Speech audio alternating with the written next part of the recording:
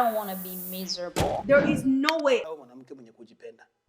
Yaani najua mwanamke akijipenda ni lazima atanipenda na nitampenda. Yaani awe msafi, nione kwamba mwanamke mwenye anapenda ni cleanliness. Wa vijana wengi sana wanapenda wake zao wawe kama mama zao. We never go to sleep angry angry at each other. ya Kimarekani. Yeah. Yani kwenda lala na hasira no matter what. You could die in your sleep.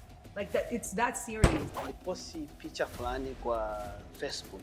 Ilikuwa ni story, Facebook story. Nilituma love karibia sijui zilikuwa 100. Ni nyingi kabisa. Sababu niona nikituma love moja itakuwa ni normal. Serious. Yeah, lakini everything ni kama ukurasa wa maisha yangu and everything in the future, yani kuanzia past, present na future yote nilimwekea.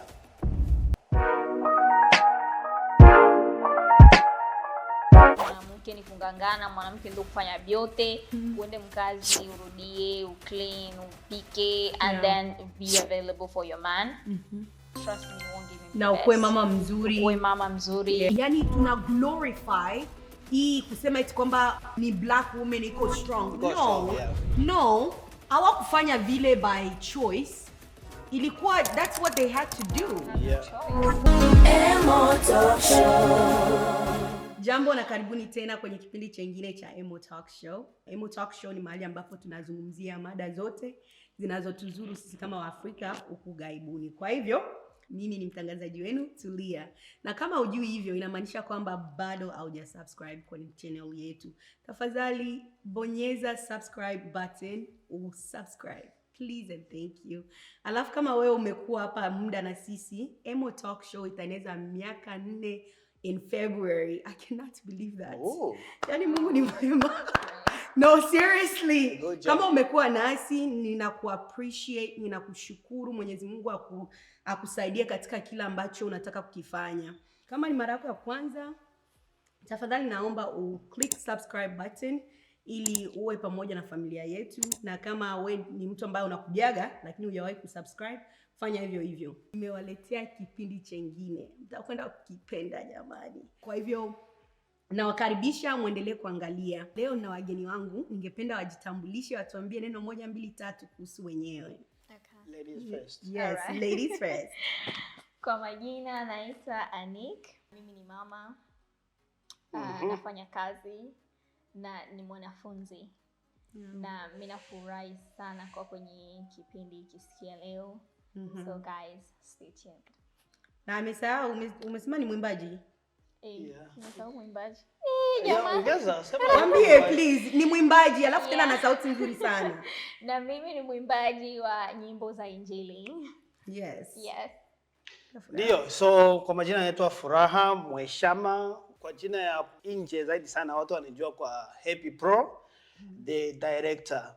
Nafanya filamu, nafanya sio filamu, music video, weddings, mambo yote tu kuhusu videographer na kazi zingine tofauti, because I don't do all one job. Mambo iko mengi sana ambayo tunagusagusa.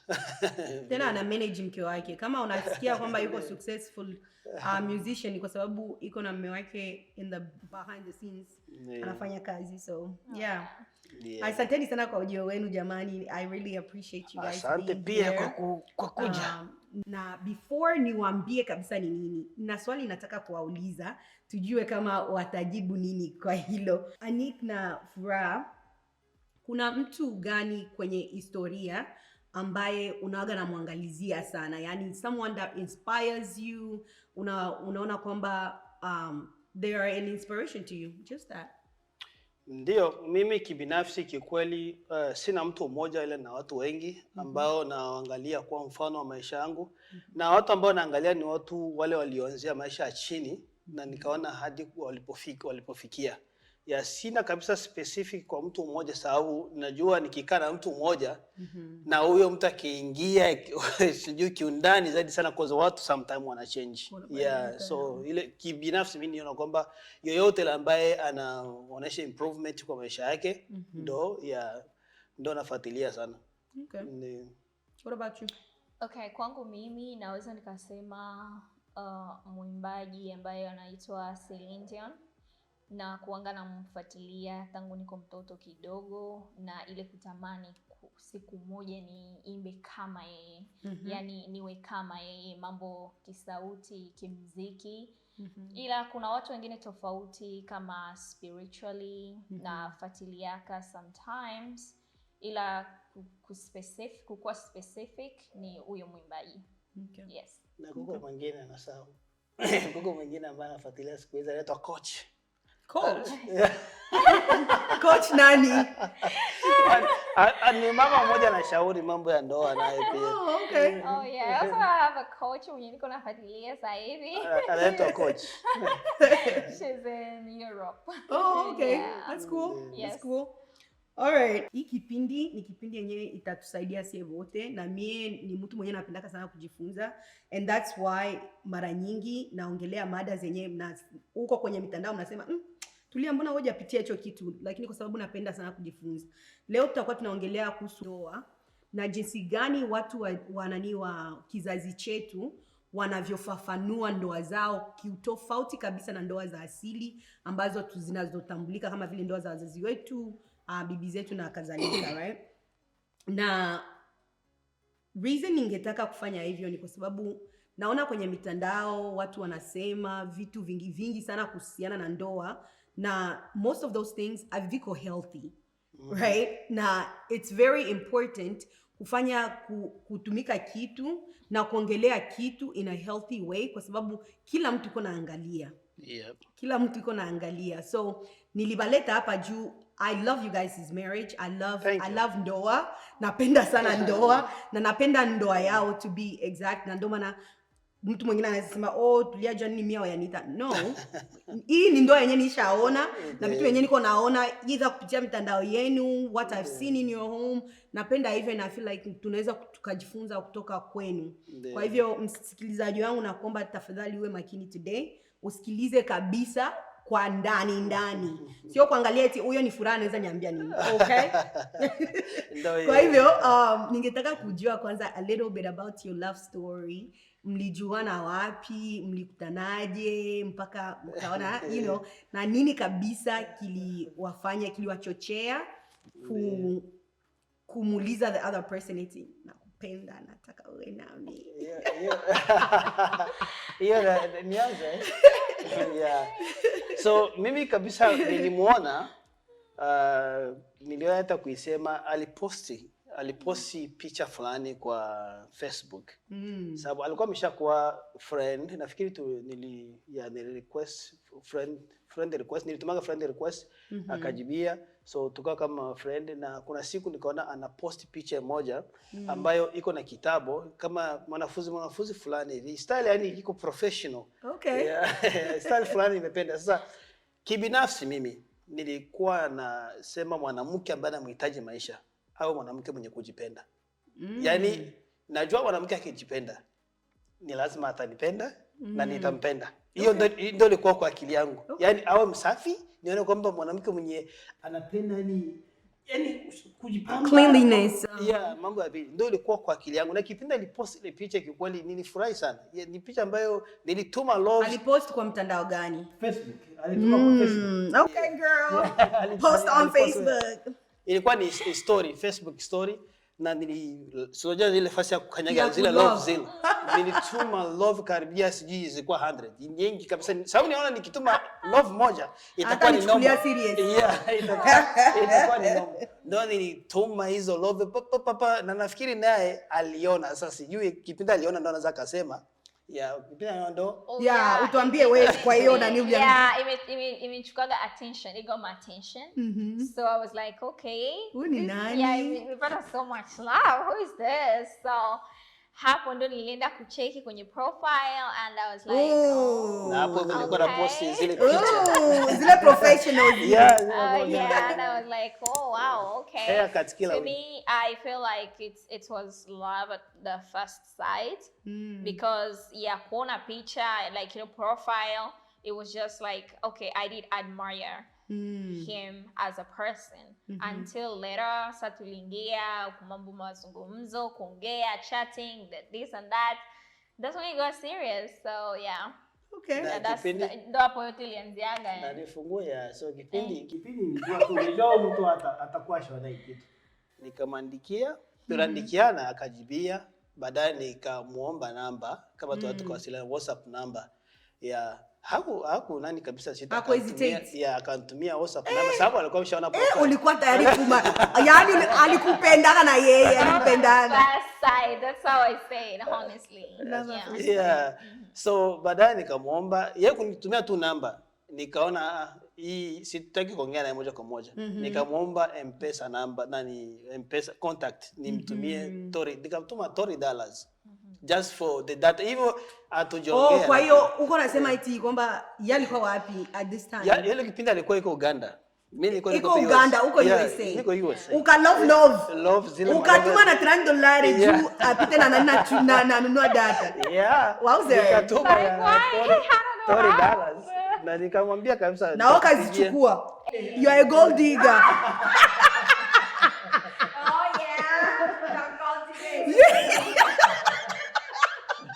You were gold digging. Ninaona tu ni mtege somehow for sure ni mtu mwenye sio kwamba sikuwahi kukutana na wanawake lakini mtu ambaye kipindi tu alipost ile picha I feel something. Yeah, I felt something kasa mbona mtu ni vitu vikaanza kunisukuma tu fanya hivi yani ni sasa tushakuwa naye kwa mapenzi muda mrefu. Yani ulikuwa unajisikia kabisa kama vile unamjua ni mtu mwenye kama mtu alishamjua yani kama I feel like this is mine. This is mine. Let me just keep pushing. Yeah. Sasa kipindi nimemuona kwa video na aliniongelesha naye kama tu unajua tena ile mwanamke alinipata vizuri kabisa. Ile tu kumuona akanipokea na sauti akanipokea nayo akasema mama yangu nakufa mie mapenzi tajua mapenzi mubashara. Sasa since that day yani hadi sasa hivi tuko hapa mimi naye ilikuwa tu ni communication kuongea yani for really bila decide kabisa utamuoa yani na kingine upande wangu mimi ni mtu ambaye nashindoka kufeki kitu ya kwanza. Yaani kufeki maisha somehow especially love kufeki ni kitu ambayo nilishinda. Na kipindi nijifaa kwamba nimeona mwanamke nampenda na nikaona tu kwamba huyu is mine. Nikaanza mpango na nikampatia vision zote. Nikamwambia ukweli maisha yangu jinsi ilivyo na wapi kwa nataka kwenda. Yaani put on table mimi niko mtu wa hivi. Iko hivi, yani 1 2 3. Kama utajisikia kwamba utaweza kaendelea na mtu wa namna hii, okay ni sawa. Ushaona? Kama unasikia kwamba no, it might be hard au siko wa type yako kufuatana na goals zangu na jinsi gani ilivyo, sawa, unaona? Kama utapenda ujaribu ni sawa. Lakini everything ni kama ukurasa wa maisha yangu and everything in the future, yani kuanzia past, present na future yote nilimwekea. Nikampa ajue. It's good to choose like okay kama yani pale ndo mngishi yaka pale kwenye bilianzi yaka na ndo mngishi yaka ilikuwa almost like nishaona hii video moja hivi ya Ugar so iko almost like a contract dada nakupenda mie niko hivi unapenda hivyo haupendi na kuacha na kama unanipenda Sunday yetu wedding nishawahi kuona ilikuwa comedy but maisha iko rahisi hivyo you know. For real. Kwa mimi ni complicated vitu iko hivi nipenda kabisa ni kuwe clear na hakuna hata kauongo kokote kale kiniliweka. For real. Sijui. Sababu nilimwambia kama atapata happiest mwanamke. Hiyo ni kitu nimwangishia. Are you still the happiest? Yeah, indeed. Mmekuwa together miaka mingapi hivi sasa? 5 hivi. Miaka 5. Yeah, 5. I still counting. Because we met 2020 ile corona. Na corona ilisababisha tusitukutane. Kwa hiyo ile corona ilikuwa ndo soja watu walikuwa tu kunyomba hafai kitu ndio tukaingia mtandao. Yeah, that's how we start talking. Okay. Like COVID marriage. You are a COVID marriage. Yani sunaona watu like wale watoto wenyewe walizaliwa ile kipindi wanaitwa COVID babies. Yeah. So your marriage is a COVID baby. Okay. In that sense. Sio kusugonjwa lenyewe. But no, mara nyingi like watu wanasemaka mitandao hiyo ogopa sana. Yeah. You know, like it's cool that to see something really work out for you guys. I used to say that. Yeah. That is very dangerous. Yeah. Really? I used to say that. Yeah. I'm a strong believer. Trust me, but it worked out for us. Yeah, I guess kila mtu na yake, right? Na nyingine kitu nimegundua kwenye kuko muunganiko wa ukweli. It doesn't matter mko. Yani haijalishi yani ikoje. Yeah, cause na your partner wa maisha unapashwa muona tu. Ni lazima this is the person of my life. Utaiona tu. Ona, sababu hata kama mko pamoja na mabaya na mazuri, hata afanye mabaya, utaona kwamba hii mabaya okay nitaenda naye au siwezi nikaenda naye. Hii ni kitu yani utaviona tu, future yako utaiona for sure, the real person. Okay. Nataka nijue like wakati mkiwa wadogo ni messages gani au ujumbe gani mlikuwa mnapata kuhusu ndoa? Yani kutoka whether ilikuwa kwa wazazi, kwa jamii, kwa watu kwenye mlikuwa mnaishi, ni ujumbe gani ambao mlikuwa mnapokea kuhusu ndoa? To me, I would say maujumbe zilikuwa zinakuwa tu mingi. Lakini sasa difference ilikuwa nakuwa wapi ni ile kusema SK ni show yangu. SK ni kitu yenye mimi nataka. Ndio utaenda bon sami personnellement nimekomalia fasi kwenye ya prière, mambo ya kwenda mu prière, vile mchumba maombi, mnaomba kukutana na ba prophète et tout. Ya unakuta banakutabiria kweli ya utaolewa, utakuwa maisha itakuwa hivi. Na wale kutabiria kutana. Yeah. So yeah, ile mambo na ba prophecy ni kwangu naweza sema yes zilikuwa kuhusu ndoa na kuhusu mtu nitakutana naye. Difference yetu ilikuwa ni ile ya kusema sikujiuliza sasa like is this what I want? Yeah, niko tayari kufanya hii kitu. But I wouldn't say that prophecy. Mimi nimeolewa kufuatana na prophecy. No, I wouldn't say that. Pastor alisema no, ama nani mwali niambia no, utaenda kutana na huyu hivi, mtaenda kufanya hivi ndoa hivi no. No. Mimi sikuweza kwenda kwa hiyo. Which ni nakwanga aussi erreur kwa watu ba mingi. Nasema sema unaoana ku prophecy. Ndio hivyo mwingine profeta atakuwa atasema huyu haiko bibi yako, huyu haiko bwana yako, na hivyo ndio vitaisha. So to me, hakuna profeta anaweza kuja anasema no, wewe nilikwambia kama ni bwanako, ya sasa haiko tena bwanako. So yeah. Ni pesa pale nako kwa nani nafikiri sister nataka pia kujua dalili walikuwa tuambia kuhusu ndoa. Yani kama ndoa ni kitu gani? Watu walikuwa wanasemaka kuhusu ndoa. You know, me growing up nilikuwa nasikia watu mingi wanasema ndoa unajua maisha ya ndoa ni maisha tu ya kuvumilia, vitu saa vile yaseme bwana ndo kichwa ya familia. So vitu saa hivyo ni vitu gani vyenye mlikuwa mnasikia wakati mngali wadogo? Sa mimi kwa upande wangu usemesha ukweli hatukupata kibinafsi.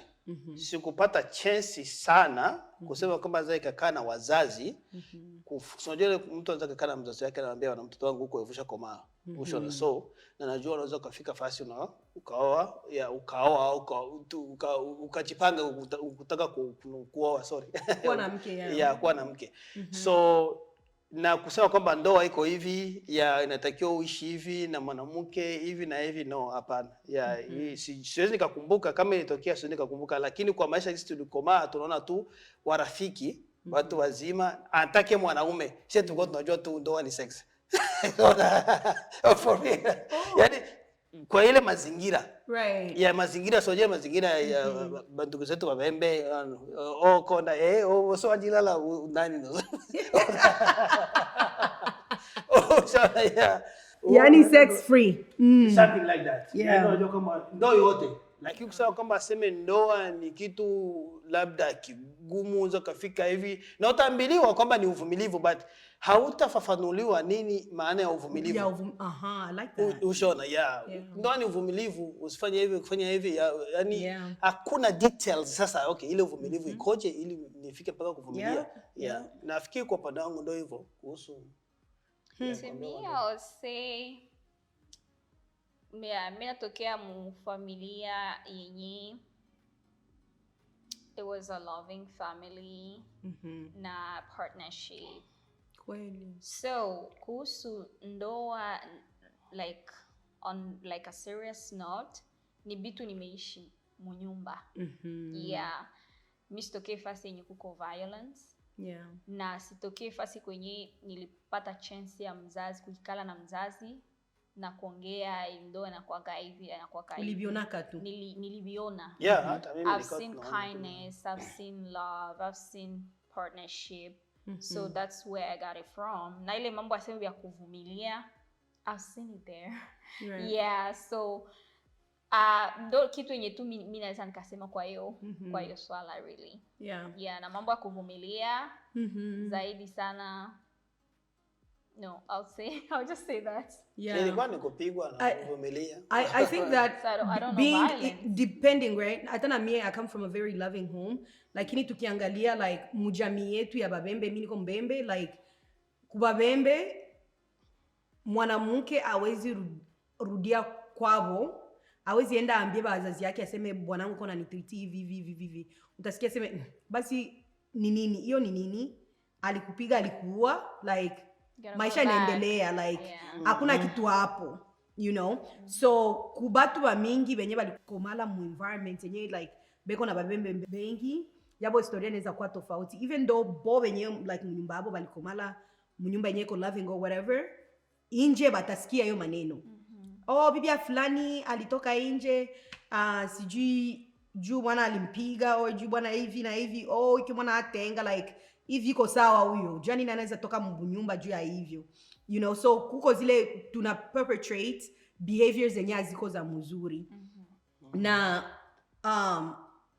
tunaona kwamba kuna hii kusifia bale mwanamke wenye wanavumilia ndoa zenye ziko violence, ndoa zenye aziko muhaki, ndoa zenye ziko loving, ndoa zenye hazina partnership. Beko banamsifu, yani banampatia prize. Like kuko prize mu misery ya mtu, like it's okay for you to do this, like bana peze upendo yenye uko nayo kwa bwana yako au yenye uko nayo kwa bibi yako based on how much unaweza kuhandle. Sacrifice yourself. Yani kisoko na yes. Kama umefika kwenye at this point mwa hii episode, tunakushukuru. Please like this video, alafu usubscribe, ushare video na mtu mwingine ili mtu mwingine asaidike kupitia hii mada.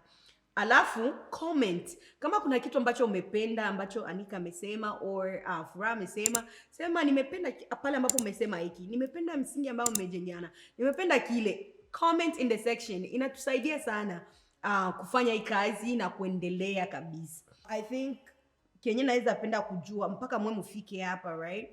Ni vitu gani venye mulifanyaga kujenga msingi wa ndoa yenu? Yani ile foundation, mulifanya vitu gani ili kuijenga kuhakikisha kwamba mmefikia hapa? You guys still look happy, you look very, you know, like you look like bado mapenzi yapo yako, you know? Kitu ya kwanza kipindi tuko na relationship, tulizungumza na tukaidiana. Hata kuwe shida gani, kusiko mtu akupigia wazazi au mtu wa pembeni. Hiyo ndio kitu ya kwanza. Tukasema sisi tulikutana na sisi, hatukuunganishwa na wazazi. Ushona, yani ndio kitu tuliaidiana mimi naye. Sisi tulikutana tukapendana. Tulikubaliana na tululizana, are you ready kwa kuolewa? Are you ready kwa kuoa? Tukakubali hicho kitu. So hatutaki mtu yoyote hule kuingia katikati yetu. Hiyo ndio kitu kwa tukaongea. Na ingine kitu tukasema kwamba ni vizuri kwa open, funguka. Ushona, yani funguka in case of everything. Kama unaona kwamba mwenzako anaenda tofauti au ikoje au unasikia something is not really giving, yani mtu labda anajisahau, funguka. Ita mwenzako, niongeleshe, tuongee vizuri sana. Yani tuikae tuongee vizuri. Na ingine kitu kasema kwamba communication yetu isikatikake. Yani tuwe tuna communicate no matter what. Yani no matter, so yani hata test tuseme kila siku nakuta hata kama tutaongea kwa call tuna test iko hivi. Na ingine kitu tukaongea tukaongea na ambayo inatufanya kuwa hivi ni misingi tuliowekeana. Ushone ya mimi napenda sana hii kitu. Napenda hivi. Tembelea misingi yangu, tembelea misingi yako pia. Iko na misingi yake, niko na misingi yangu. Ushona na respect misingi yake, ana respect yangu, tuna respect misingi yetu sote. Sije kama leo kitu. Yani ni kama kuna heshima ya sisi. Sisi kwa sisi, yani hatuchukui vitu simple. Kila kitu iko ni kitu ya msingi mu maisha yetu. Yani kila kitu ni cha msingi sana.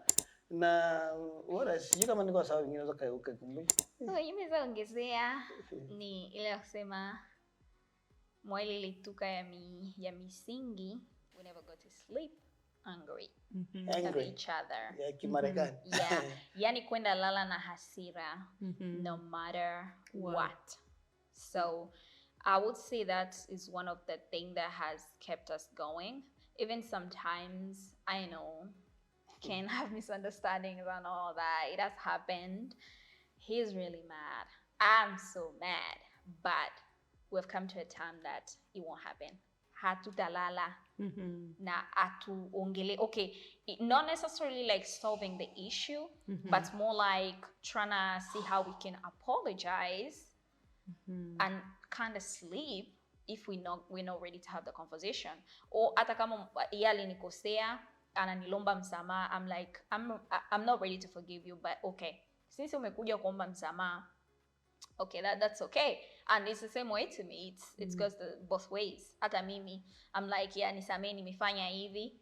He's not haiko obligé kunisamea immediately. That's one thing we agreed upon. Like it's not by force that I forgive you. Like if you offended me, really. So I need some time to, to process everything. But at least let's come together and be like, okay, let's put this out, then we can sleep from there. So yeah.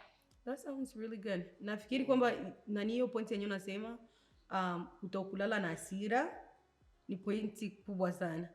Na sio tu kwa wanandoa, right? Like I feel like in general, mimi siaolewa, and one thing I don't do, I don't go to bed nikiwa na hasira.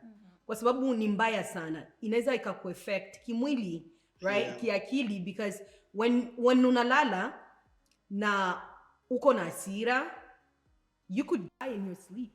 Like that, it's that serious, right? Yeah. So I think ni point sa, especially kwa wanandoa, now you're with somebody else, ukilala umemsirikia, maybe unaamka unaenda ujue mwenzako kama alilalamika, unaweza muacha hivyo, kumbe na hivyo ndo alibakia. Because we have had also some other story out there. Nakuta batu baligombana, bali abakuelewana, balivurugana kidogo, vile balilala abakusemeshana, vile mumwa alienda mkazi, vile nisi mtoka anaenda.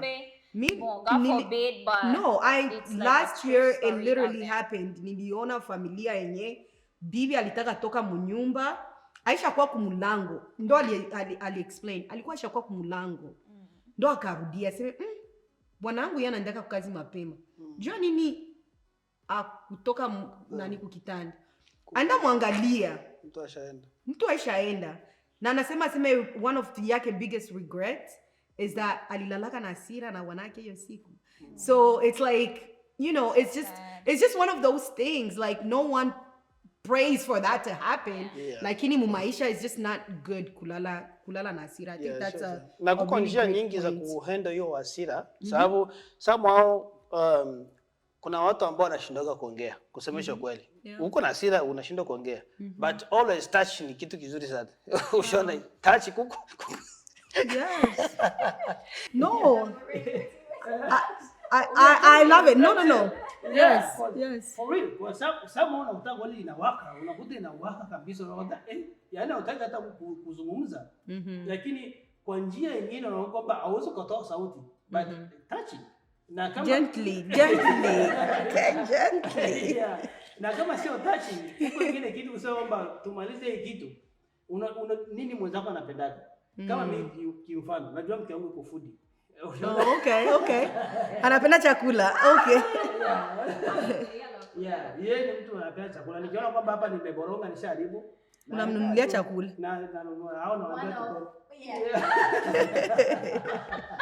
That's beautiful. That's beautiful. Anamwambia tutoke. Basi tukienda kule utashikaje mafoto kwa restaurant na kula natoka kule ninasahau. Hasira inatoka. Sawa kabisa. Yeah. Maisha sio mpaka iwe complicated kivyo, right? So, nyie mnaweza mkaniambia kwenye ndoa yenu mnafanyeje kuhakikisha kwamba ushirikiano wa kweli upo ndani yenu?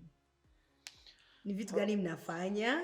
One of the reasons nilivaita ba Anik na Nina Furaha ni juu na Monaka Furaha mara nyingi atapost eko kujiko wanasonga bugali or bitu sa vile anafyagia mnyumba, which I feel like kwetu sie ni kitu kia kutushoke. You know, like atuzoei kuona mwanaume akibembe ana take care ya nyumba yake. Na hiyo literally ni kitu kenye kiko tofauti. So ni vitu gani wenye mnafanyaga kwenye mnaonesha kabisa hapa kwa partnership? Sio tu it's not just bibi anakuwa hivi kuko zile yani culture expectations. Mna defy zile culture expectations namna gani? Kwanza kipindi tulioana si tulikatala mambo ya 50-50. Tusemeshe ukweli. Because ukienda na 50-50 marriage ni kama mnawekea ugumu fulani.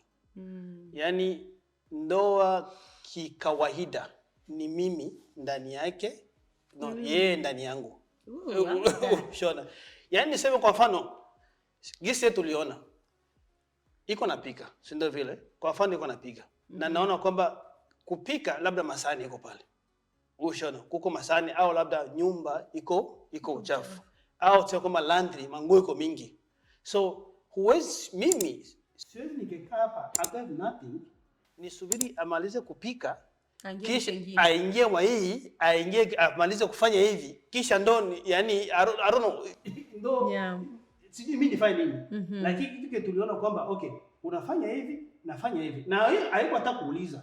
Haiko hata kuuliza sema unaona wewe nafanya hivi, wewe ndio fanya hivi. No, we don't ask wewe unaweza kufanya hivi. No. Mimi naona kwamba okay, iko napika au kufanya iko na koropa and I must see something else iko labda inahitajika kufanyika na ninafanya. Na kama kwamba sioni, yes naweza kwambia unaweza nisaidia kufanya hivi au ananiambia sheria unaweza nisaidia kufanya hivi.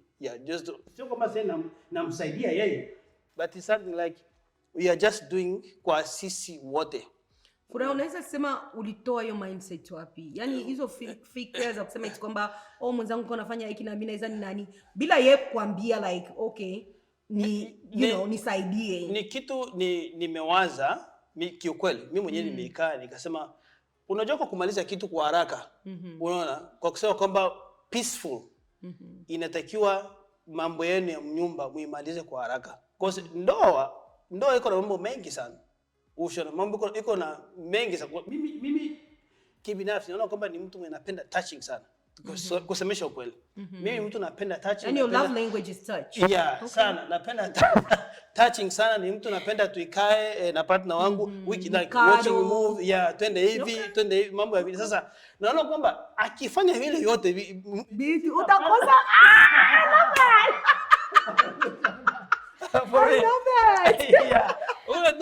yani ni kwa ajili ya benefit yako.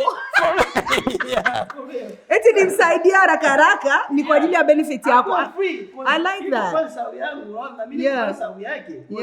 Acha tufanye tumalize, ajione kwamba sina kitu ya kufanya, na ikiwa hana kitu ya kufanya atafanya nini? Atakuwa tutaangalia movie. Netflix and chill. Atakuwa wanaje then I can feel like okay, niko na partner wangu because na ndio kitu tunafanya kwamba we feel dating always because atuko so much kwa mtoto fanya hivi okay, tunamaliza vitu mapema, acha tukae sisi sasa. Okay, and two are better than one. Yani watu wakiwa wawili na wanasaidiana kazi, ile kazi inafanyika kwa haraka haraka and it's easy, inaisha. Nakwambia kweli, na kazi inaishaga kwa haraka sana. Tuseme kwa mfano leo asubuhi anatoka kwa kazi. Na najua kwamba mke wangu labda anahitaji chakula. Ushona, na tuko na mpango labda wa kufanya interview. Inabidi alale. Nisingemsubiria afike aanze sijui kupika chakula ile yote muda ni kama muda mwingi kusema fanya ile yote kisha tena tukale kumsubiria mke wangu labda tutafanyia interview. No. Kwa hiyo kwa akili yangu inabidi nifanyie chakula afike akule na apumzike. Wambo ichoka furaha. What's that word banasema akasema what do people say? Anyways. Wachukwa.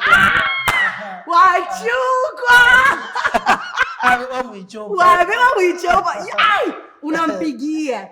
Utamsongea ugali akule aende lala pumzike kabisa. Okay. All ile yote mimi naogopa cause mambo yako mengi stress cause for sure najua niko na muda za kufanya vile ajisikia kwamba stress free. Okay. Yeah, na sio mimi tu na yeye ananifanyia hivyo. Yeah, anafanyia happy life. Yeah. Like, how do you feel? Unajisikiaje? Unajisi namna gani? Uone kwamba uko na mume mwenyewe anakusaidia hasa kwenye vitu vya nyumbani kikawaida kwa Afrika, sio tu kwa Kongomani, kwa Afrika si kawaida mwanaume awajibike na mambo ya ndani, you know? No, I feel good. I feel happy. And also I feel supported. So inanifanya hata to give the best of me. I give the best wife. I give it like the best mom. Because mind you, kama mwanamke anachoka sana, haupati support kwa partner wako, you always be so tired and angry. Even so angry, as they say. And itakuwa vigumu sana to give your best, like as a wife. Na kitu yenye mimi nilizaka promise myself, like I don't want to be miserable. That's something I don't want, which ni kitu yenye batu ya zamani boma culture ya tu ba africain ile kusema ile tu mwanamke ni kungangana, mwanamke ndio kufanya biote afu tena ujipresenter ukwe uservire na mwanaume. Donc unakuta it's a lot to handle. Na hautakuwa happy woman.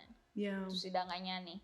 Uende mkazi, urudie, uclean, upike, and then be available for your man. Trust me, you won't give him the best. Ukwe mama mzuri. You won't give the best to those kids. No, nakuta mama yani wewe ni makali, mtoto asifanye hivi, ushatwanga hivi. Yani kidogo manake So yeah, that's something that I promised myself. Na niliweza kumwambia, I don't want to be miserable. I refuse to be miserable. So yeah, I can see that no, I'm not miserable in this marriage. I'm happy on a daily basis because it was a choice, and I always appreciate my partner for really being supportive. Anaweza kuwa anachoka, but he also tries. Like, okay, we are all tired. Come on, okay. So he steps in, I step in too, and boom, mambo inaenda haraka, hiyo inaisha. Na niongezee pale ingine kitu, because kama kisi nilikwambia mwanzo, mimi napenda mwanamke mwenye anajipenda. Napenda mwanamke msafi. Napenda mwanamke mwenye he looks good. Kwa tu anaonekana vizuri. Na naona kwamba vile yote alikuwa anafanya hatapata mtu kujiweka safi yeye peke yake. Ushona. Kama iko nafanya vile vingine vyote. Vile vingine yote akikuwa too much, vitu ilikuwa too much kwake. Hata mkana tena mwanamke mzuri, atakosa kudekea kale kasosi ndani yake. Ushona. Nitaka kumwona mchafu. Ushona. Na ndo pale unakutanaga na hivyo tutaongelea huko chini. Ndo pale unakutanaga bwana iko na bibi yake, lakini haiko na mfurahia tena. Aisha iko swallowed.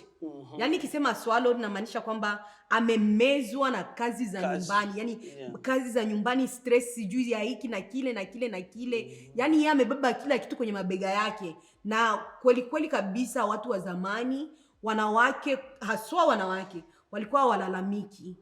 Hawawezi wakalalamika kwa vitendo ambavyo viko vinatokea. Ataosha mango ya mashemeji, sijui anasonga ugali wa watu 30, anafanya hiki kwa ajili ya ule, anafanya kile, mwingine anamuita shemeji hiki. Mwanamke ana hata na muda na mume wake.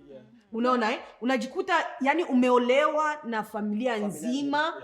Na sisemi kwamba ni vibaya, lakini nasema tu it's unhealthy. Iko unhealthy kwa sababu you're not giving love you're not receiving love. Yeah. No living. You're not living. Yani ni kama vile uko na to-do list na uko na maliza nifanye hiki check, nifanye kile check, nifanye kile check. Even emotionally una lose focus. Yeah. Even kufanya vile vyote wote ushavunjika like it's really very hard to give the best. Kitu nasema gang, like I'm not a strong woman. I'm sorry. I'm a soft babe. Like you are weak. Yeah, I'm a weak. I'm a weak woman. Yeah. I feel that. All those in a way that I have a partner to saidiani. Like be equal partner, more like partnership. That's the whole point. Yeah, that's the whole point. It's not like naachia vyote mimi, even though I can do everything, I can do all. Naweza nyangula hivi viti nivirudishe kule. Ninyangulane na hivi ni like no, I can do that.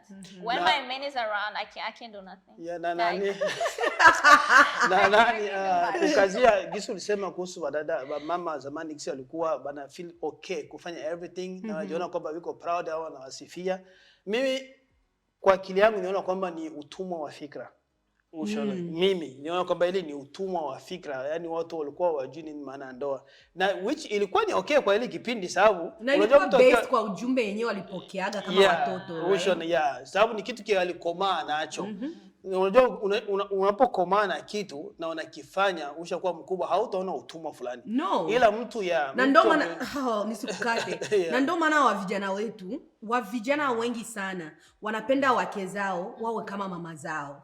Wanasahau kwamba hata ule mama yake angepata fursa ya kupendwa, kujaliwa, kusaidiwa na mume wake, na yeye angefurahia. Hakuna mtu mwenye anakataa furaha. Hakuna mtu mwenye anakataa anapenda mateso. That's a lie. Ile kusema eti kwamba mama zetu kabisa, na nasema mama zetu as in general, right? Mimi mama yangu akutesekaga mndoa. Nilikuwa namuona baba yangu anabeba kuni, mama yangu anabeba kuni. Like hiyo nimezoea kabisa. Nimeona partnership kati ya wa wazazi wangu. Lakini kwa watu wengine kabisa, umeona watu yani tuna glorify hii kusema eti kwamba ni black woman iko strong. No, hawakufanya vile by choice. Ilikuwa that's what they had to do. Kwa hiyo wa vijana, nawaambia nyewe vijana huko mitandaoni, jamani, mwache hizo naniza kutaka ni wake zenu wawe kama mama zenu. There is no way. Hata ukimuuliza, uende umuulize na kupatia devoir. Uende kwa mama yako, umuulize mama, sasa tuko tunakomala, nilikuwa nakuona unafanya hiki, kile na kile na kile na kile. Kutoka kwa scale of 1 to 10, ulikuwa nafurahia vitu vyote vile kwa percentage ngapi? Uliza mama yako, because I think your mom deserves to be heard. Na asikae kwa ukimya tu. Nafikiri kwamba hata hiyo ukimya ya nani ya gisi balikuwa mandoa iko na wao wa leo. Like ile pressure, trauma isha ikaza. Depression. Wengi mwanamke, mimi nasema kweli, mwanamke wengi mama yetu walikuwa ni watu walikomaa wiko na trauma sana.